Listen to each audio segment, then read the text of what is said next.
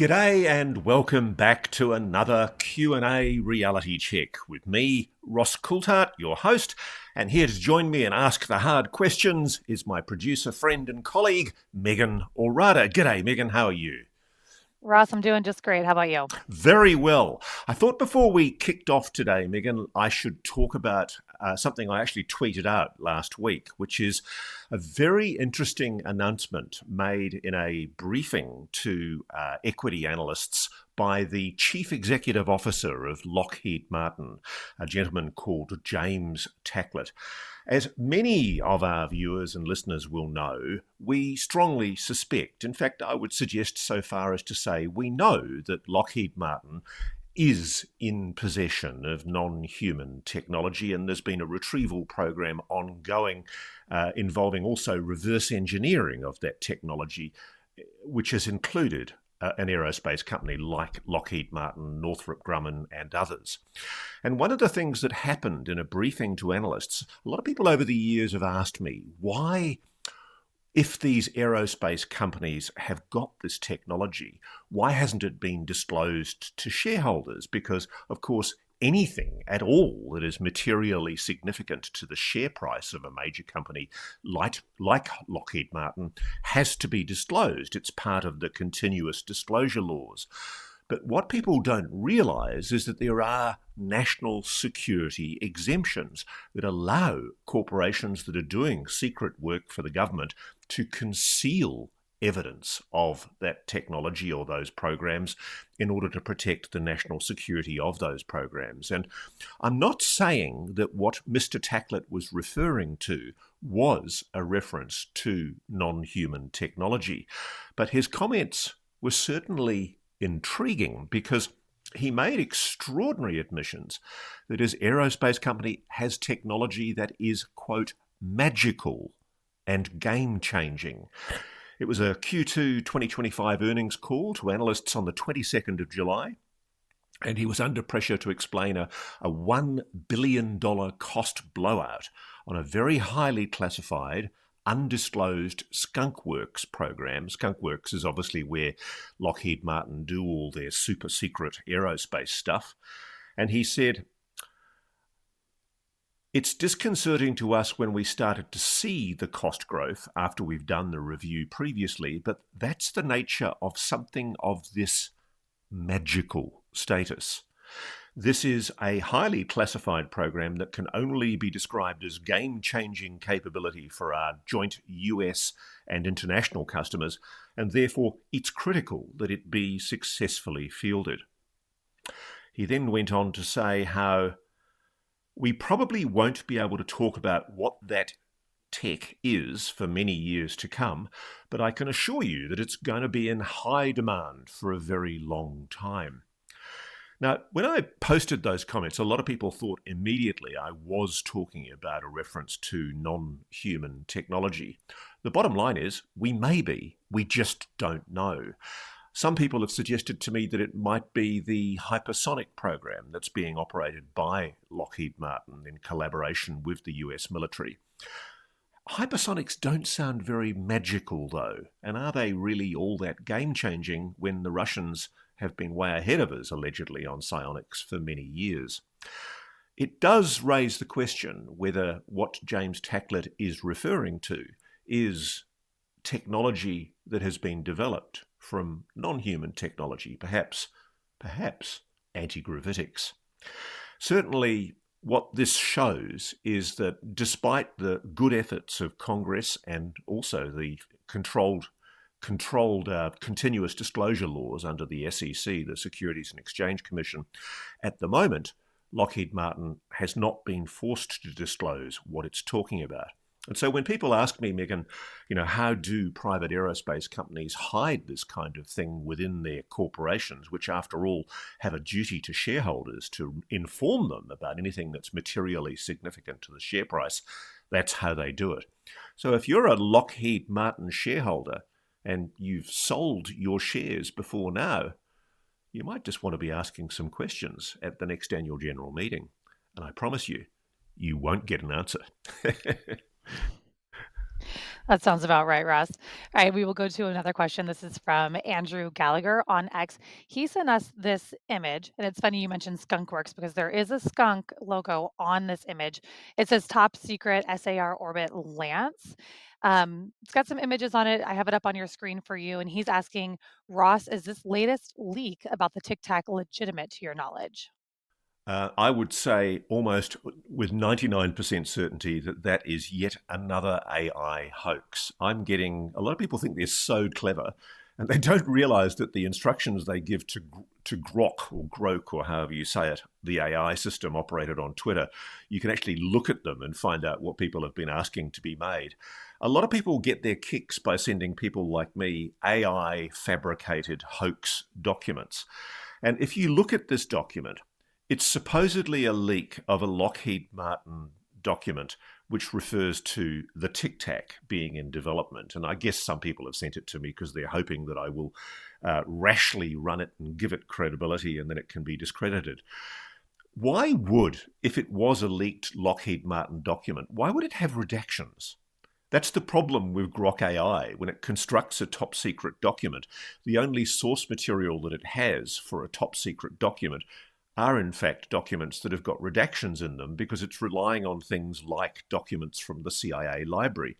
Think about it, guys. If you're going to fabricate a leaked document, why would a leaked document have redactions on it as if it's been released under FOI? That's a very good starting point for anyone who's thinking of hoaxing a document. Don't leave the redactions in. When you ask AI to fabricate a document to try and fool somebody like me, make sure you tell it not to do redactions. Go back to hoaxing fakery 101, guys. Have another go. All right, sounds good. We will go to our next question. This is an email from James. Hi, as Ross stated on last week's reality check, that China and Russia are, quote, stealing the march on the Americans regarding back engineering retrieval UAP. How does he explain the tic tac that Ross said was made by Lockheed Martin? Surely the US is ahead of China and Russia if the Yanks have tic tac technology. In anticipation, Jim Clark from Liverpool. Look, it's a fair question, and I'm happy to answer it as best I can.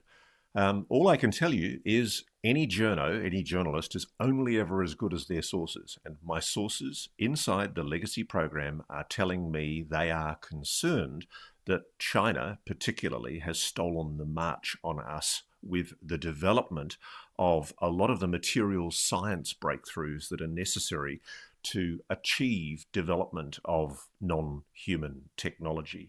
I'm not privy to the full details of how they're doing, what they're doing, or what exactly they're doing. But yes, they're telling me, the sources are telling me that the Lockheed Martin was operating the Tic Tac in 2004. That's all I can do. I can report what people tell me, corroborative witnesses tell me. In the case of the Russia and China, same thing. Obviously I can't get inside a warehouse in Russia and China and see what's hidden in their top secret hangars inside Mount Yamantau or wherever.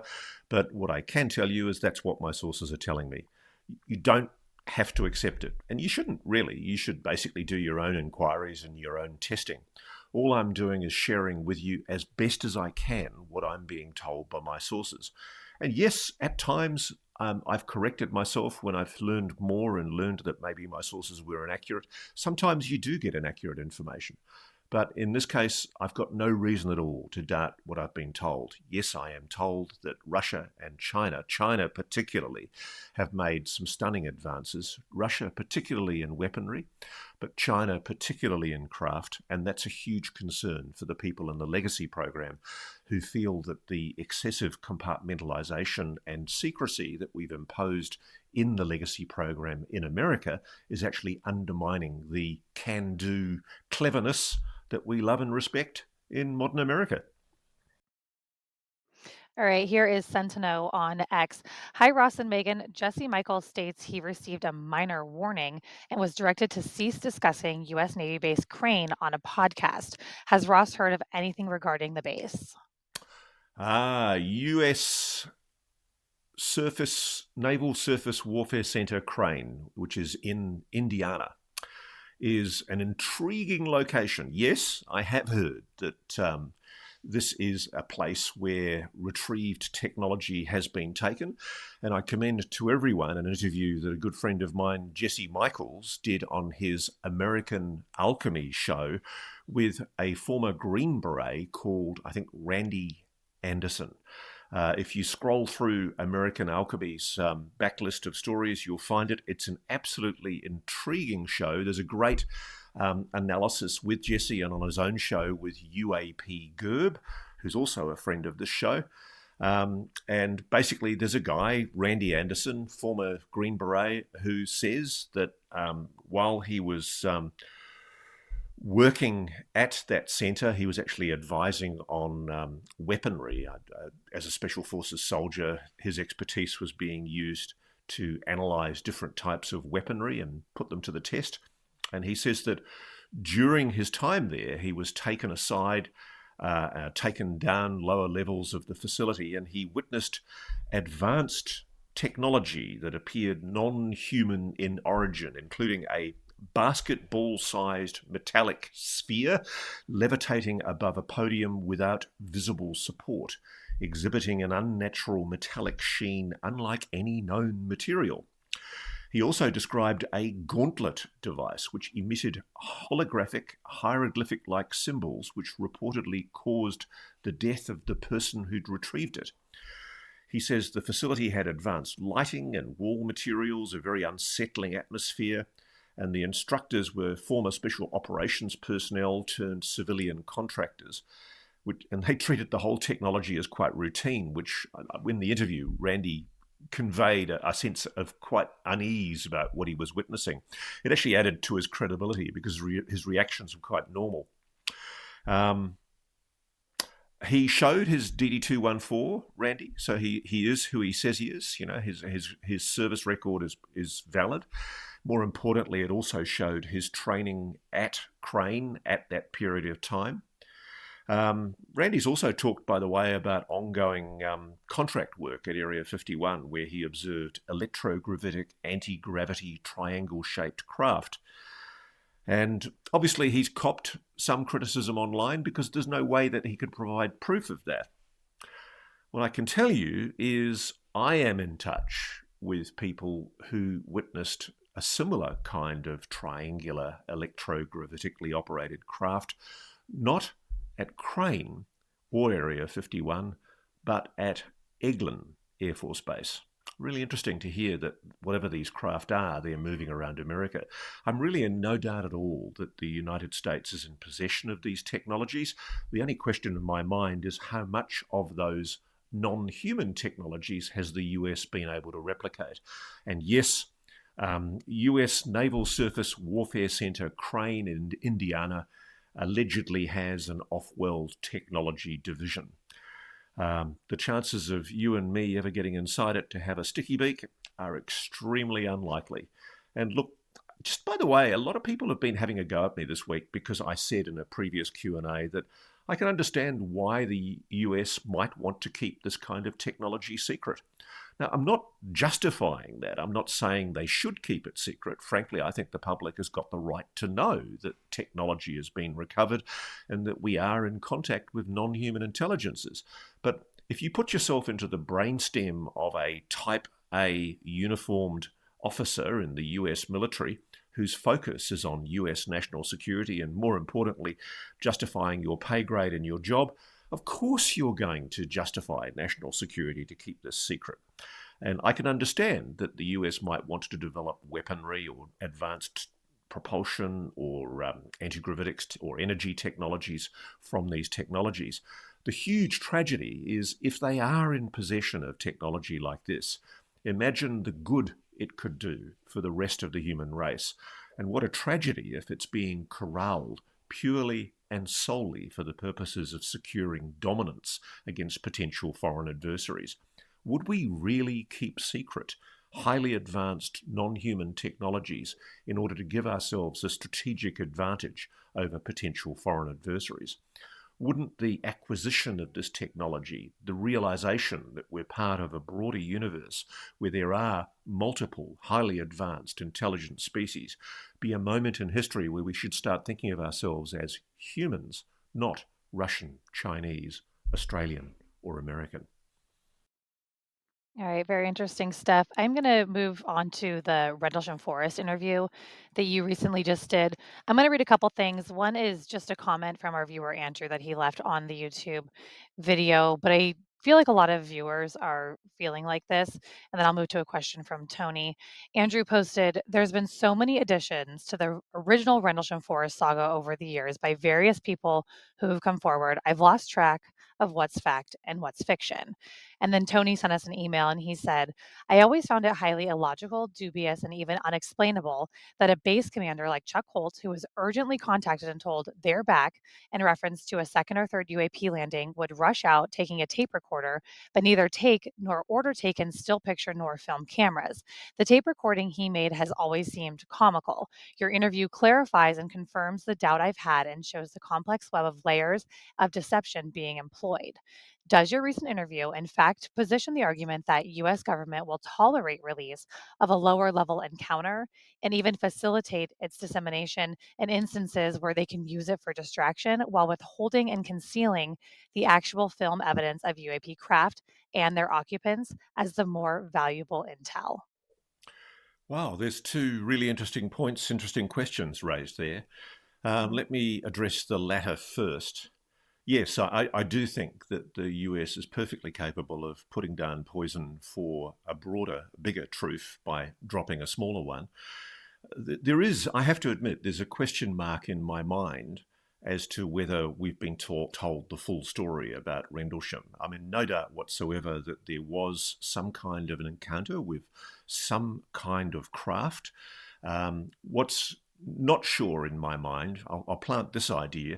One of the most interesting admissions that I've spoken to witnesses about is that shortly before the Rendlesham incident, there was, I think, a C-5 Galaxy aircraft, one of the largest aircraft in the US inventory at the time, that landed on a very remote part of the Rendlesham runway tarmac area.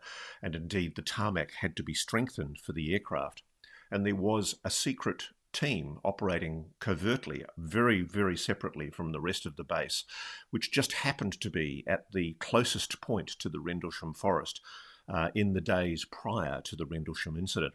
And so there's a question mark in my mind as to whether the Rendlesham incident was some kind of operation, perhaps a psionic operation of a craft that went wrong.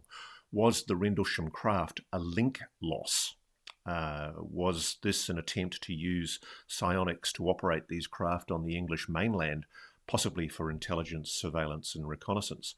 I just don't know. But one thing I can tell you is that Colonel Charles Holt is so angry with Larry Warren's assertions in the interview that he did with us that he's agreed to come on and talk to Reality Check. I interviewed Colonel Chuck Holt way back in 2009 for an Australian TV show, and I have to admit I've always found Colonel Holt highly approachable. He's an honourable American officer, and I think the courage that he has shown in the past in being willing to speak about what he wrote about, what he witnessed in December of 1980 is highly commendable, because it's done him no end of harm sticking his neck out on it. And as that correspondent says, it is kind of weird that he went out into the forest that night with a tape recorder, but not a camera, when, on his own claims, when, as you say, correspondent, it's quite clear that the previous nights, Peniston Burrows had seen a craft or an object in the forest. So, yeah, I mean, that's a question I'm going to be asking Colonel Chuck Holt, and you'll get to see his response. And it's commendable that Colonel Holt has decided that he wants to come on and defend his position. Yep, we are really looking forward to that. Here's our next question from an email from Scott. Hi, Team Ross. Do you feel that people that have worked for the government and have active NDA can be considered whistleblowers? From what I understand, the Pentagon has to approve what they say. Isn't that the definition of a PSYOP? No, you're wrong. It's the Pentagon has to approve what they can't say. It's a kind of a double negative. I can see why people would think that people like David Grush and Jake Barber, when they make the decision to come forward, they've gone to the Defence Office of pre-publication security review, and they've set out what they want to say, and they're told what they can't say. And yes, there have been redactions, I'm told, in what David was allowed to say and also in what Jake was allowed to say. I don't see that as the Defence Department stipulating what they will say. That's not the case. It's more of a negative. It's stipulating what they can't say, what they can't reveal. Because the way DOPSA works, it may be, and I look, there are good reasons for it. Again, I can hear the negative nagobs saying, oh, there's Coulthart again justifying the national security strictures. There are very, very good reasons why we need national security strictures. I can't believe I'm having to argue this with people, many of whom are service people who are questioning this. There is good reason to protect methods, techniques that we use to gather intelligence. And it may be that when somebody writes a book or tells a story that they want to tell to me, they may inadvertently reveal something about an intelligence collection technique they don't realize they're doing. And so there are necessary protections with things like DOPSA to stop people from, even though they're patriots, inadvertently revealing things that they don't mean to reveal. Often there are compartmentalizations inside a program, and people may not even realize that by potentially disclosing something, they're disclosing something about the program that could enable it to be compromised. There are things that are connected to the non-human technologies that have been retrieved that are worthy of protection. And so, yeah, I mean, the DOPSA system does operate as a way of stopping people from inadvertently revealing things that ought not inadvertently be revealed. But I don't see that as a psyop. I think that's absurd. Okay. Here's our next question from Eli on X. Hello, Megan. I have a question for Russ Coulthart. Jeremy Corbell says firsthand whistleblowers with hands-on experience on NHI craft are unlikely to testify publicly because they have everything to lose and nothing to gain. And officials who've interviewed them have asked, what would motivate them to destroy their lives? Ross, you've said some of these witnesses have already spoken to intelligence committees with no action taken, which may be why they're discouraged. If the government isn't going to act, can we expect you and NewsNation to push these firsthand witnesses to come forward for exclusive interviews, putting the problem right in their face and forcing the issue toward the kind of catastrophic disclosure you've warned about? I think eventually catastrophic disclosure will happen, whether the government wants it or not, because frankly, the volume of witnesses and whistleblowers who are approaching people like myself and Jeremy Corbell and other investigators is becoming really intense. Look, it is the case, and I have said this as well, that first-hand whistleblowers, including David Grush and Jake Barber, have given direct first-person evidence of what they know to the committees in SCIFs. A lot of people don't understand that these public hearings, to some degree, they are a bit of a dog and pony show because they can't allow anything to be revealed which would in any way compromise US national security. I know it frustrates people and they all want everything out there, and frankly, part of me thinks that as well. It'd be just nice to get it out there. But the reality is that if, for example, the US is developing anti-gravitic technology in the black, which I do think is the case, if they are developing weaponry in the black, particle beam technology and other things, as a result of studying this technology, I can understand why. I'm not justifying it. I can understand why they want to keep it secret. And so you don't want witnesses talking about that in a public hearing. My point is that I don't think there is any justification at all for the continued lies being told, not just to the American public, but to the entire world by not just the American government, but the British government, the French government, the Russian government, and the Chinese governments, which are the governments that I do know are probably well aware of an NHI presence on this planet. And I do think the public has got a right to know that there is some kind of non-human intelligence that's been engaging with this planet, probably for millennia. Now, revealing that would not in and of itself compromise the very sensitive national security, technological, weaponry, adversarial concerns that countries like the US and other countries have. I think it might actually lead to an awareness in the public mind what I was referring to earlier, that all this nonsense of us all wanting to kill each other, the fact that we're still fighting trench wars in Europe in the 21st century, maybe we might put our differences aside if we learned that we're humans in a universe full of highly advanced intelligences that are looking on with horror, more likely than not, at the fact that we're still clubbing ourselves to death and dropping bombs on shooting each other. Um, I just think that it's ridiculous folly to expect that Congress is ever going to lead the charge to make a full public disclosure. They don't have the power to do that. It's pretty clear that the secret that we are talking about is protected by some kind of executive order or Presidential Emergency Action Directive, PED, and that it's run out of the White House through the National Security Council. That's my information. And it's interesting because I'm pretty sure that President Trump is now aware, at the very least, of a non-human intelligence engaging with this planet. And I'm pretty sure that he's being told by the different agencies that have been investigating this since he came back into his second administration. I'm pretty sure he knows a lot more now than he knew in his first administration about the NHI cover-up.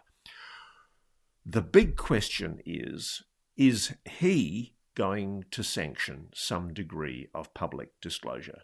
I think it would be a reasonable halfway for the president and the other leaders of the world to make an acknowledgement of what I know full well they're aware of, which is that there is a non-human intelligence engaging with this planet.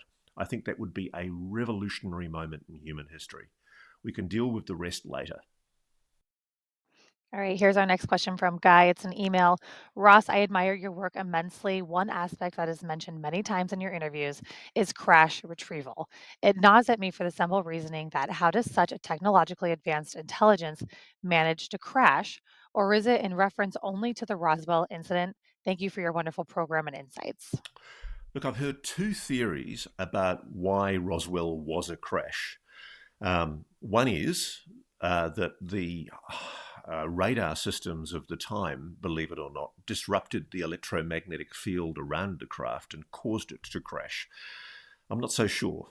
The other explanation that I've heard, and I'm inclined to favour this one more, is that Roswell was actually two craft and they were two different species and they crashed into each other, and that caused the crash that led to the retrieval. More recently, the kind of retrievals that we're talking about, if they are crashes at all, I strongly believe that they are a result of the United States using electromagnetic pulse weapons to bring them down. Because apparently what we've learned is to disrupt the electromagnetic field around these craft by shooting essentially high pulse microwaves at them, HPMs. And Jake Barber went on the record about that. He's aware of what took place on the range, that we were using both the dog whistle and psionics to invite or summon the craft to come near. And then when they were near, we were shooting them with HPMs, high pulse microwaves. I mean, it's a horrendous thought when you think about it, if that's true. And you can see why the governments that are responsible for this and the aerospace companies that are embarrassed about this might not want you, the public, to know about it.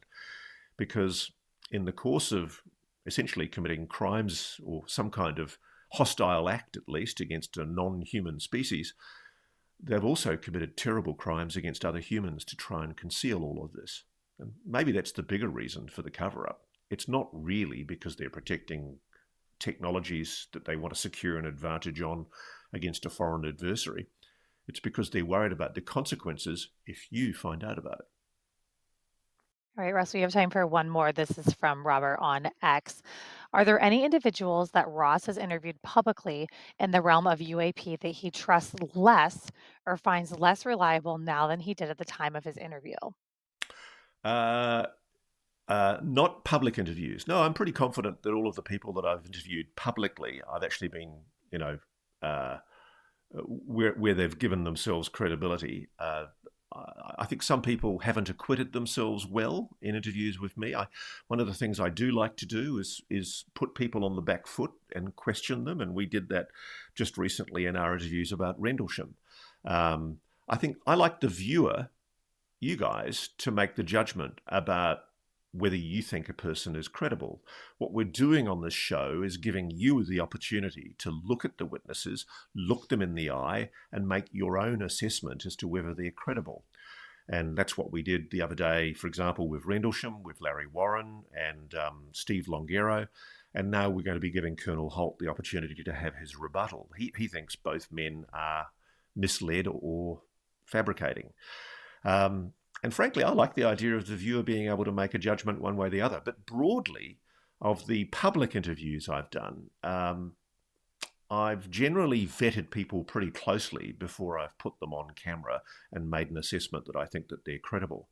There are definitely people who I've spoken to, many people that I've spoken to, who I think are fabricators, or they're not telling me the whole story. It's sad because sometimes people like to big note themselves. They may have had an incidental role where they've witnessed something that is interesting, potentially anomalous, but they big note themselves, they exaggerate and they confabulate, and they don't realize that they'll be found out. It is good questioning, good checking can actually find out whether or not somebody's telling you the truth or not. And that's happened to me on multiple occasions. I often do interviews with people, we often record them, and then we decide, you know what, that person lacks credibility. They're not telling us the whole story. We're going to hold on to this interview until we know more. Journalists do that all the time, and I've done that very recently. Well, Russ, those fabricators don't know who they're messing with. No, exactly right.